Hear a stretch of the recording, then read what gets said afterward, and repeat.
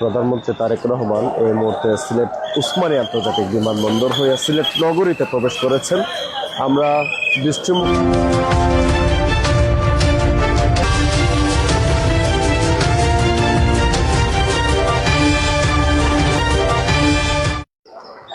প্রধানমন্ত্রী তারেক রহমান এই মুহূর্তে সিলেট উসমানী আন্তর্জাতিক বিমানবন্দর হয়ে সিলেট নগরীতে প্রবেশ করেছেন।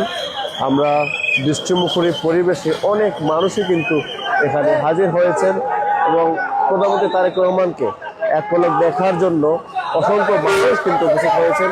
দেখেন সবাইকে হাত নাড়াচ্ছেন এবং সবাইকে হাত নাড়িয়ে কিন্তু চলে গেলেন এবং তারেক রহমানের গাড়ি বহরের বাসের পেছনেই কিন্তু নিরাপত্তা কর্মী, এসএসএফ, সেনাবাহিনী এবং আরও যারা রয়েছেন পুলিশ প্রশাসন সকলেই কিন্তু রয়েছেন। সবকিছু মিলিয়ে আপনাদেরকে কিন্তু দেখানোর চেষ্টা করছিলাম তারেক রহমানের গাড়ি বহর, প্রধানমন্ত্রী তারেক রহমানের গাড়ি বহর এক পলক দেখার জন্য এই দৃষ্টি উপেক্ষা করে কিন্তু সাধারণ মানুষের উপস্থিতি আমরা দেখতে পেরেছি এবং বলা যায় সিলেটের জলাবদ্ধতা নিরসন সহ সিলেট ঢাকা রুটের যে যানজট সৃষ্টি হয়, ঢাকা টু সিলেট সড়কে যে সময়টুকু লাগে যেতে সেটা দ্রুতই কার্য সম্পাদন হবে এবং আরও বিষয় রয়েছে।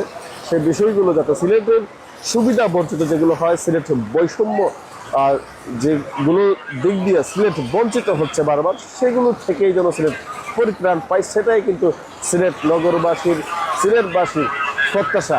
বিশাল গাড়ি বহর আপনারা দেখতে পাচ্ছেন। বলা যায় আজকে সারা দিন জুড়ে কার্যক্রম অনুষ্ঠিত হবে।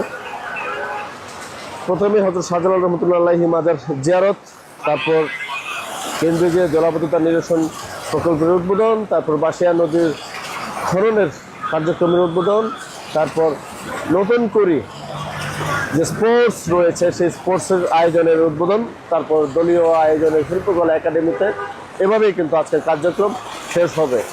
আমরা সরাসরি আপনাদেরকে জানানোর চেষ্টা করছিলাম সর্বশেষ আপডেট। বিদায় নিচ্ছে এই মুহূর্তে। আল্লাহ হাফেজ।